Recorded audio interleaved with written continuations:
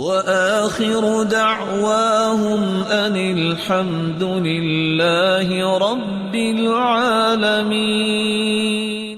رسول اللہ صلی اللہ علیہ وسلم نے فرمایا من لزم الاستغفار جعل اللہ له من كل هم فرجا ومن كل ضيق مخرجا ورزقه من حيث لا يحتسب.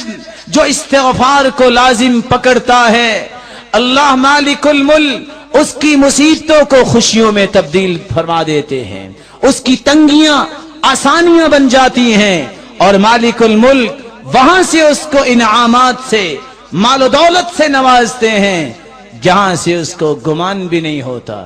اس لیے رب تعالی نے قرآن مجید میں اس خوشخبری کو کچھ یوں سنایا ہے.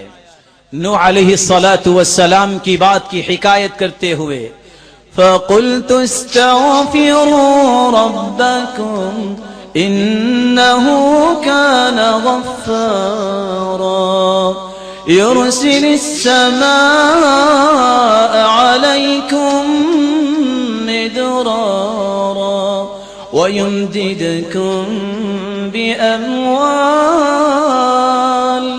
وَبَنِينَ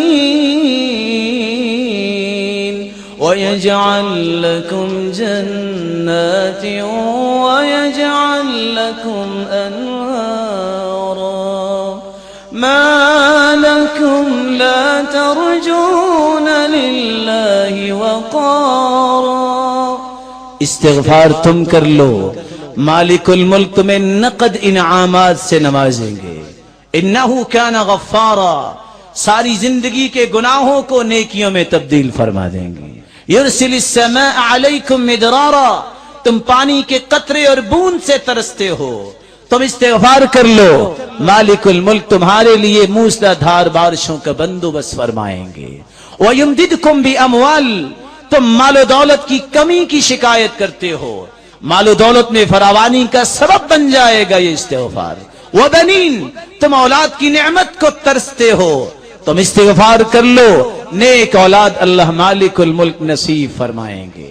وَيَجْعَلْ لَكُمْ جَنَّاتٍ وَيَجْعَلْ لَكُمْ أَنْهَارًا. آج تم اللہ سبحانہ وتعالی کی نعمت یہ پھل دیکھ کر ترستے ہو، اللہ تمہیں باغات کا مالک بنا دے گا.